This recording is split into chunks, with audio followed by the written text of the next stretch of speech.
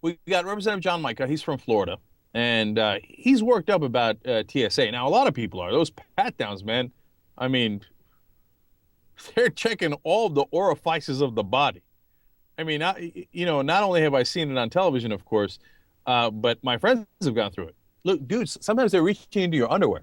They're like, no, it's okay. I got gloves on. Oh, no, wait, hold on, no. I don't care that you have gloves on.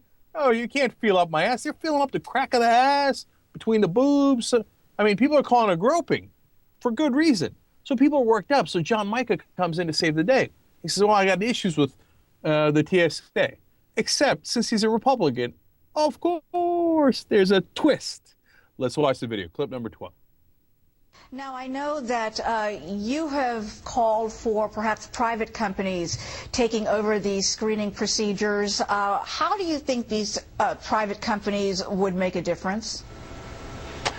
Well, first of all, I helped write the TSA law, and we've had private screening under federal supervision in the law I wrote, and almost 24 airports have either been in it or tried to get in that program. I think that they'll do, first of all, a better job because I've seen the results of their performance versus the all-federal performance. Now, we won't get rid of TSA, but they would operate under TSA, and TSA won't be the administrator, operator, auditor, and overseer. We would leave part of that to the private sector, and then they do the important role.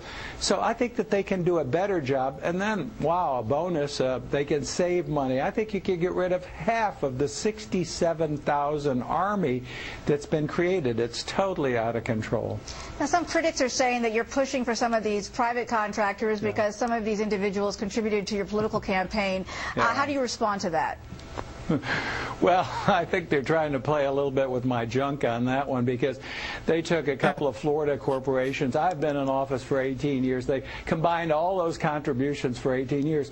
Wow, this private-public screening partnership's only been in place since 2001. Then they added it to a couple of contributions from some of the screening, private screening firms. So they put all this together and try to make it look like I don't know what I'm talking about.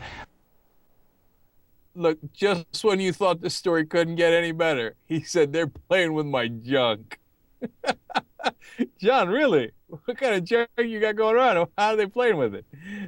I mean, that's an interesting parallel, especially given what the guy said about the TSA, of course, famously. He said, they can't touch my junk.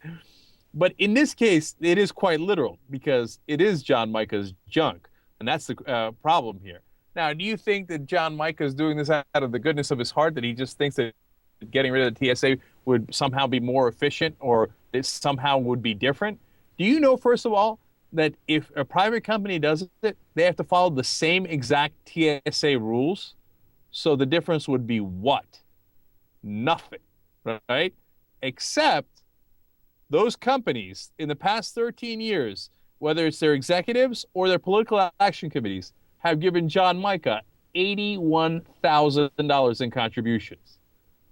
So, what? They're giving campaign contributions, and all of a sudden I want to privatize all this? No, those things are totally coincidental. They're adding up a lot of years. No, of course. I mean, God, this is a great